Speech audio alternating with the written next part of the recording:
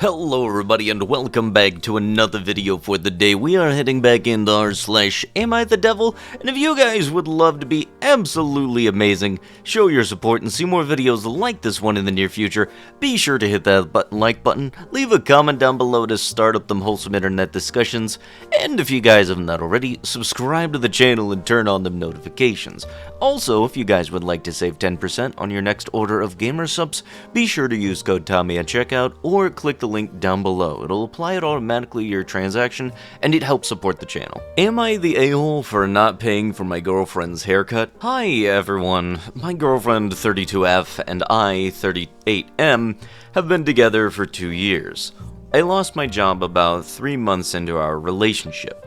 During this time, she really came through for me and helped out a lot.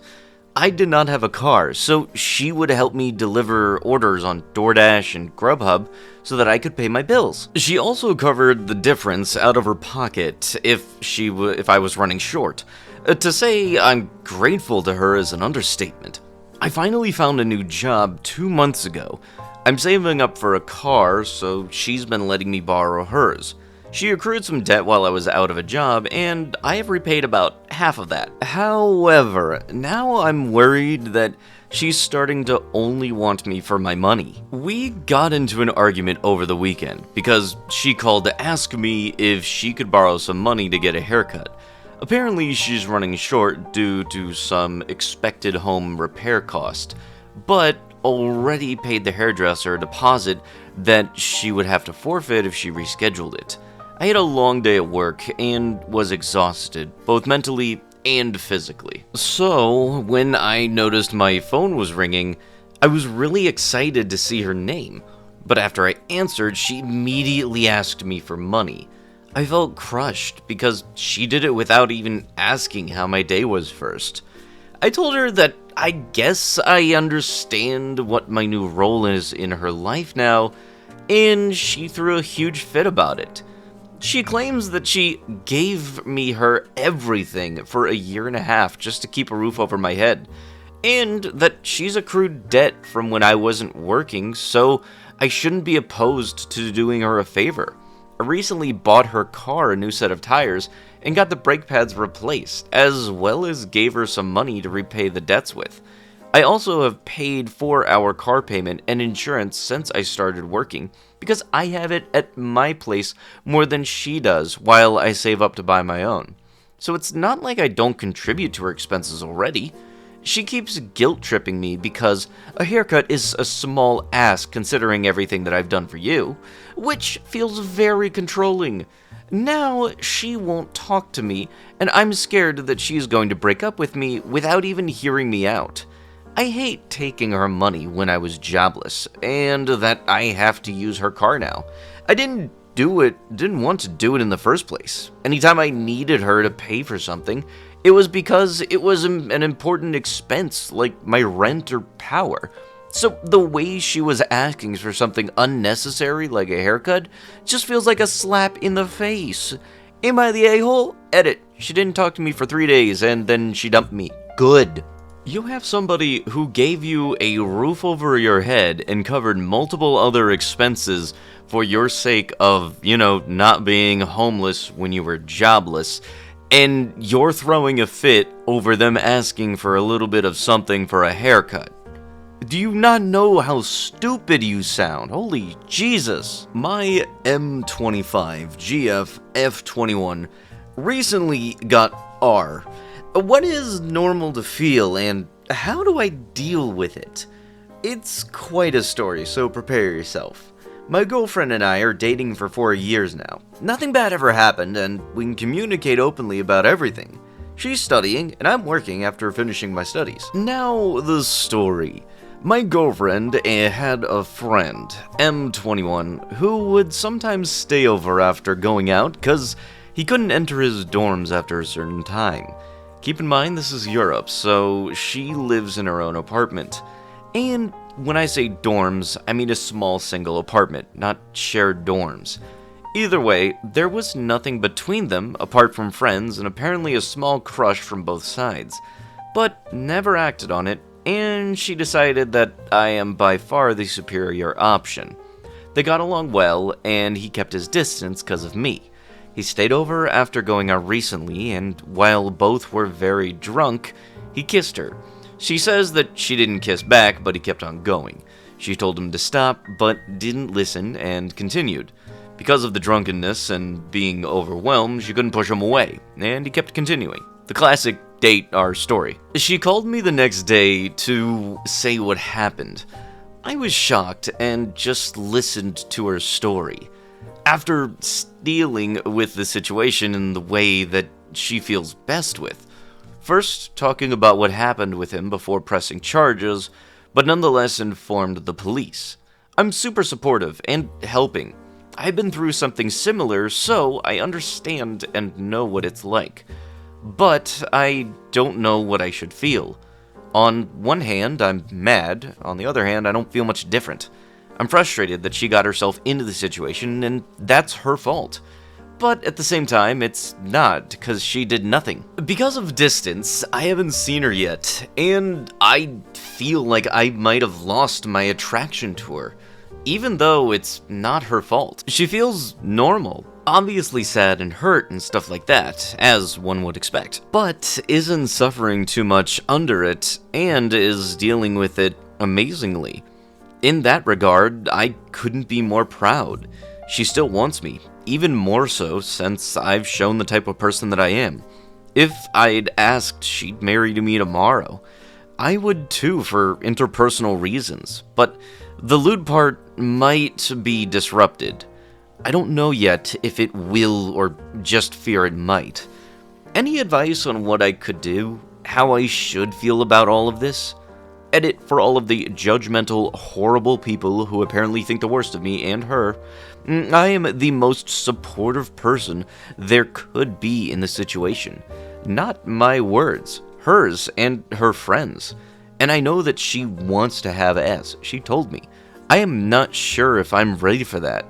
And I don't know how I should know or feel when I'm ready. So you mean to tell me that you had something very horrendous happen to your significant other, and way to go also, on top of that, one thing to note, you have made it sound like it was her fault at one point, then say that it wasn't her fault at another point, and now you're trying to make it seem like, oh, well, this happened to her, I'm starting to lose interest in her. That doesn't sound like you're totally a douchebag at all, huh? I really believe that she will be happy whenever she leaves your butt. Am I the a-hole for calling my dad's wife illiterate? Because I suspect that she is. My 26F dad, 50F, have been with his partner, and 55F, for about 15 years.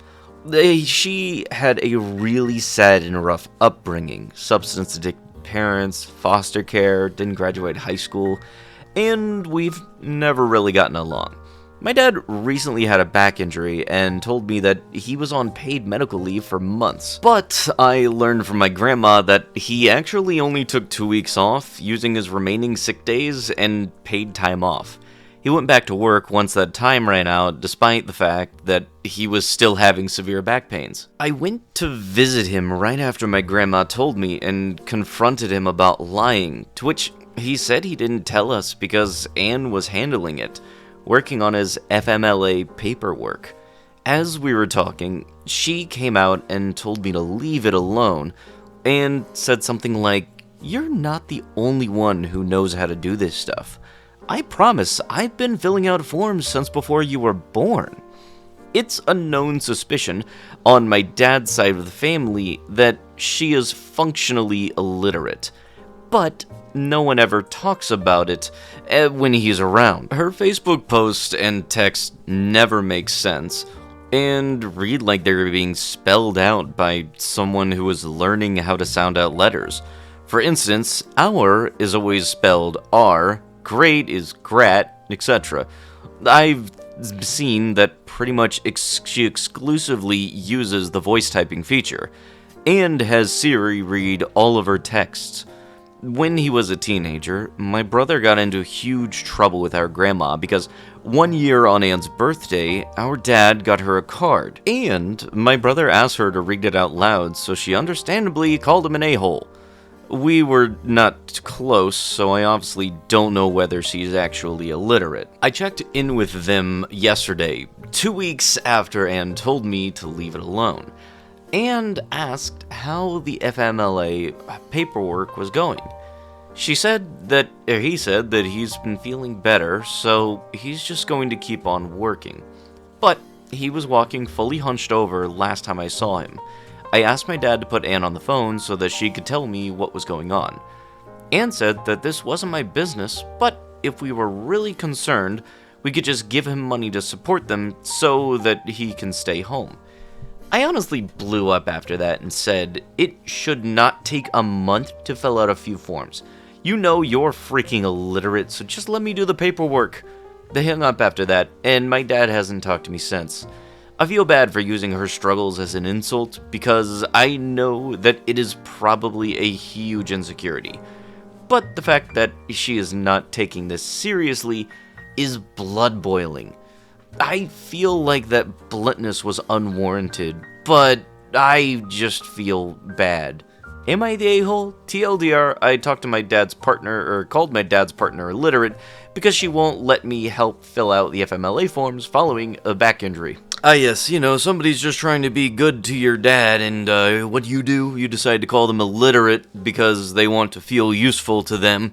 And, by the way, you're trying to make an assumption based off of something that you don't know. It's not like somebody can make typos on the phone when they're stressed or anything of the sort. No, that can never be the case. It don't make you a better or bigger person to call somebody out on any type of typos or misspellings and trying to use that as an insult. Would I be the a-hole if I proposed to my girlfriend with an engagement ring set with a diamond made from my late wife's ashes, but didn't tell her its history? Throw away because I don't want this tied back to my main account.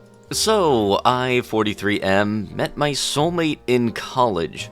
We started dating and were together for our junior and senior years. Though we were young, we decided to marry shortly after we graduated. We both got jobs out of school and developed nice careers. She as a teacher, and me as an engineer. Unfortunately, we couldn't have children, but that didn't matter as we had each other and our families, as well as various nieces and nephews. We were married for 14 wonderful years until she developed cancer and passed away 8 years ago.